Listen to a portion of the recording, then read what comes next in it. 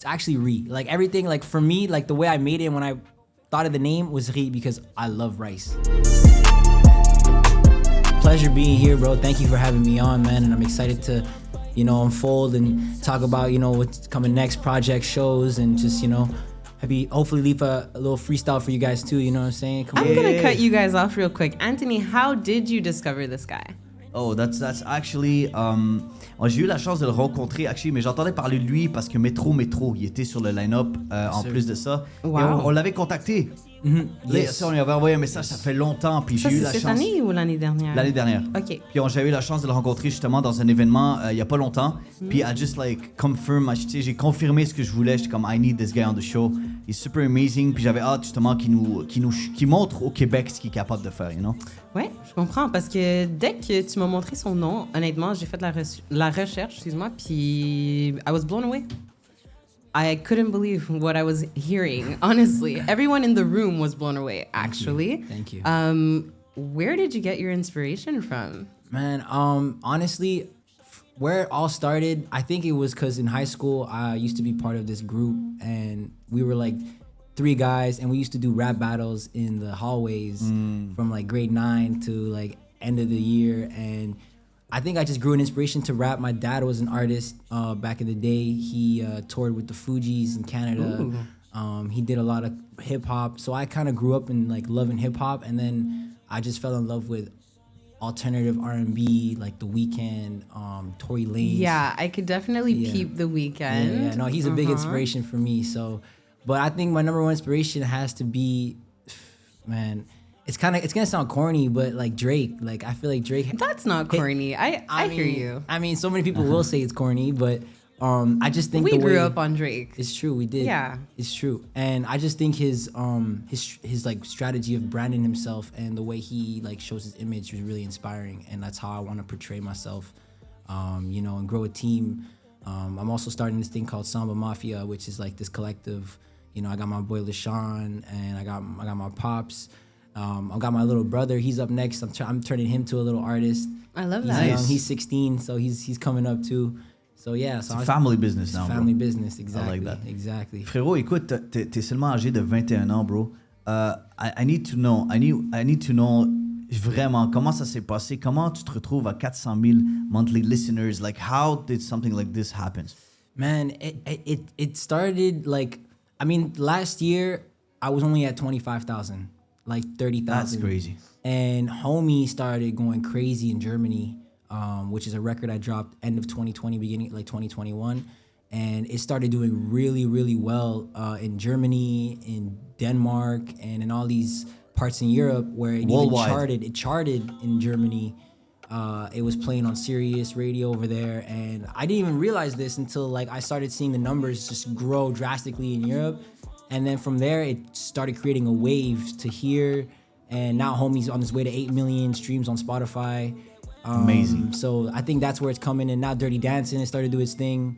And I just got a loyal listening, especially on Spotify. And I'm super grateful for that, man. Over this last 6 months, it's skyrocketed. Like Homie's doing 1 million streams a month, so it's really, it's great to see that, man. And I'm so stoked to see more records just go crazier, man, and what's next to drop and stuff. Speaking of what's next, you have Neat releasing in about a week? Yes, on the 7th. Yes. Perfect. Yes. Okay. I got a song called Out for the Night, produced by my boy LaShawn. Shout out to him from Toronto. That record is very special. It's a mix of like psychedelic, and then it's a 2 songs in one. So it's got a switch in it throughout the middle of the song, and it just makes you want to listen to it over and over again, because it's like how do you say this? It's so seductive to me and to people that heard it. So I'm really excited for the world to hear that. It's another side of RIZ. I think it's the side of RIZ where he's starting to unfold, of where things are starting to become like my own sound. I was kind of lost in what I wanted to do in sound wise, because you want to do everything. Especially if you're a versatile artist, you want to touch all the styles, but you also have to have your own, right? You got to have your own to create your own brand, to create your own image. 100%. So I think this now is starting to become what I really am and the image I really want to portray. So especially with the name change and all. So Exactly. now I think I'm I want ready to for talk that. about it. Like why? man. Like you started with Kid RIZ, right? And now Yo. only RIZ. Why? What's the reason? It was such an impulsive decision because I used to be part of this group and I was twins RIZ. So like I was twins RIZ and then it switched and then things happened, broke up, and I had to think of something so quick because I was like, I gotta change my name because I gotta drop music. So the first thing I thought of was Kid RIZ because I was still a kid. I was 17, 18 years old. So I was like, you know what? I'm gonna just do Kid RIZ. But it never felt like me. After looking at it a year later, I was like, I want to change my name because I don't, like, I feel like I can grow up from this. I'm not a kid no more. You're you know not a what I kid mean? anymore, So yes. I just cut off the kid and, you know, fuck it, just RIZ. So yeah, RIZ, whatever you want to call it. RIZ. You know, c'est Tous les francophones qui nous du riz, écoutent. bro. You know? Du What riz, did exact. it stand for? Like, what does it signify? Yo, it's funny. So it's actually riz. It's actually riz. Like everything, like for me, like the way I made it when I thought of the name was riz because I love rice.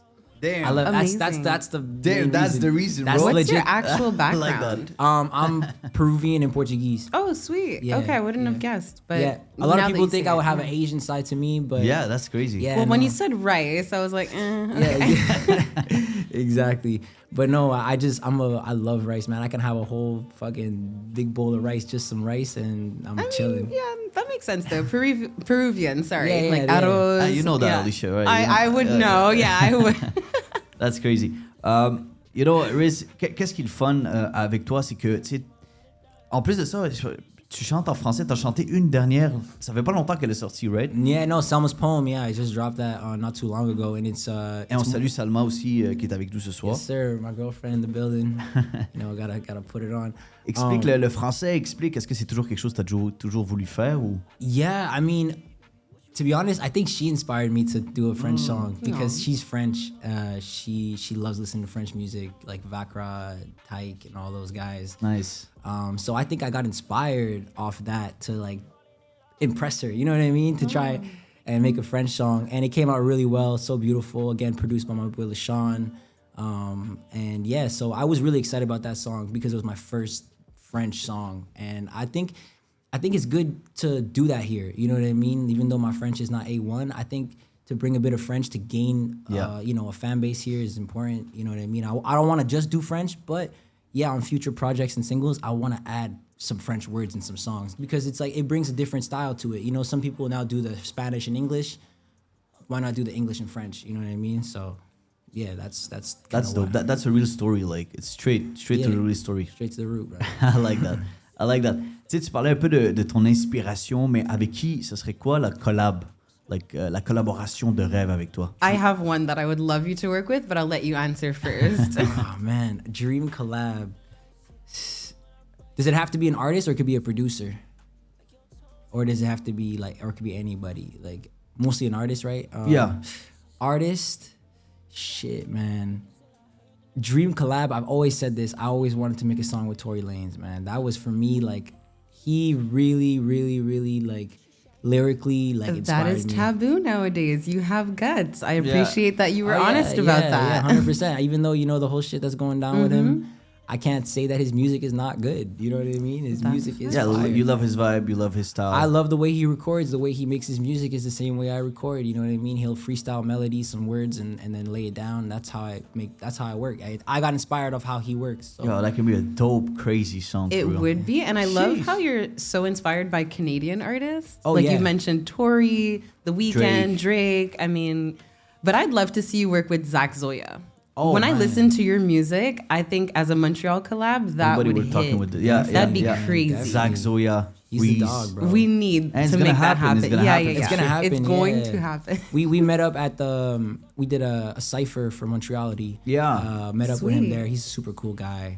That'd be super dope, man. For a minute, I even when I was like 17, 18, we'd be like, cause Zach was like doing his thing, like, and he was in it heavy, and I was like, yo, this guy's crazy. One day I'm gonna work with this guy, and we'll make it happen for sure, man. That'd be a sick collaboration, man. Shout out, yo, Zach. Gotta make this happen, man. Come on. Oh, it's gonna happen, bro. Let's Don't worry, he's go. gonna watch it out. Je garantis qu'il va regarder ça, puis on va make it happen. Ils vont drop ça ici, là, yes, même. sir. We're gonna drop it here. I like Let's go. that. Manifesting. I like that. Yo, RIZ, qu'est-ce qu'on peut te souhaiter pour cet été? Like, what's going on? Qu'est-ce qui s'en vient? Il y a des spectacles. Écoute, j'ai l'impression qu'il y a beaucoup de choses pour toi. Yeah, man. Honestly, right now I'm in album mode, project mode. I got an EP that's coming soon that I finished called Love Dreams, produced just by me and my boy LaShawn and Cryptic. Then I'm working on an album, Oculus, which is gonna be like my debut. And for shows, man, I really want to start doing my own local shows. I want to start doing smaller galleries. And we're gonna make it happen, man. Yeah, we're gonna make it happen, bro. More intimate things, so I can really like, man. What I noticed with this stuff and with this music shit is that when you're in someone's face that never heard you or knows kind of you, but then they see you in face to face and you're performing and they're looking into your eyes, and they feel it, that's an automatic fan for life. Like, so I think doing more intimate shows, In Montreal, man. Because like you said, we have like people all over the world, man. Yeah, like, man. Worldwide on Spotify, everybody. You don't know, like you have people Denmark, you have people from Japan. I'm sure. Yeah. You never know. So that's crazy. Like you need to bring those people from Montreal. Yeah, to make it happen. I think this city is so small that it's possible. It's everything is so like it's big but small at the same time, especially in this music industry. I think it's such a good tactic to, you know, really like engage and create an intimate fan base here, because the moment they do, man, people are gonna fucking die for you here. Like it's like, so I think that's the goal, 100%, man. And show wise, festival wise, fingers crossed, Rolling Loud September. Yes, sir. You know what I'm saying? I like that. Go. So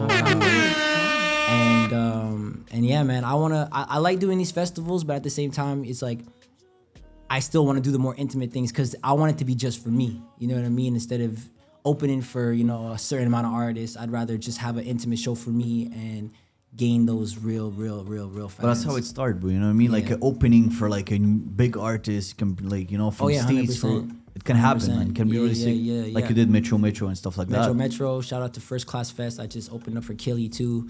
That was Crazy. super lit. That was intimate too. That was like 200, 300 people, but that was like, I really got to be in the crowd's face, which is what I love. So Do you have any like great memories on stage? Something you want to share with us? With maybe a Yeah, oh fan my and people God. screaming, people, I don't know. Yeah, two of them actually. One, I was in Miami. I opened up for the Jordan Rebellionaire release for this new shoe that they were dropping Nice. at the show Unknown. And I remember it was a floor stage, and everyone was super close. And then I started like spinning my arms, and I started spinning, and everyone started opening up and like What? putting up their glasses. Crazy. And it was like it was really lit. And Do you have a also, video of this? Or no? I do. My videographer actually got a clip of it, and I posted Crazy. a snippet of it when I dropped the snippet for that show. Nice. And the other one would have to be at Metro. There was two fans in front, and they knew every word to my song, and I didn't know who these Crazy. people were, and I was like, Crazy. "What? These like." I had to go see them after. I'm like, "Yo, bro, shout out to you, man. You sung every word." So yeah, that was really Man, memorable. I like the feeling to see the real fans, you know, like Oh, the man. buy ticket, and like Fuck. they're right there in front of you. It's crazy. That's actually the best feeling ever. Yeah, 100%. Like, I saw on YouTube you started dropping music as of like 2020. Yeah. So, like, but what was your first official release? Oh The man. first song. First song was the SoundCloud days, man. But first song might not be the first official yeah. release, because you know Yeah. artists tend to like. He said he was making music with his friends in high school. Oh, yeah, were you yeah. guys dropping music? We or was were that- a group. We were called True versus the World, and Okay. it got so much to a hype in our school where we had to create our own show at the end of the year that people like sold out the auditorium, and we did our own show. Everyone had posters and stuff, and Nice. we had our album, and it was the music does not sound the way it sounds today because we were just discovering how to make music. Right. And I record myself, master everything, so everything was recorded by me, and I was just touching how to, you know, sound good. But if we're talking my first official release would have to be, man, 2017, 16, like on SoundCloud. You know, I was just doing the SoundCloud thing. I didn't know how to drop it on DSPs yet until 2018, but that's when I was Twins RIZ. So then that account got, like, I ditched that account. Then Kid RIZ was like the official start of like where I really officially dropped with videos and so on, which would be 2019, 2020. So yeah, that's that. That's crazy. Great memories. Yeah, I like that. Super great memories. But during the pandemic, so how did that affect, like, I guess, the flow of everything? I don't think the only thing it affected was shows, because I had so many things booked and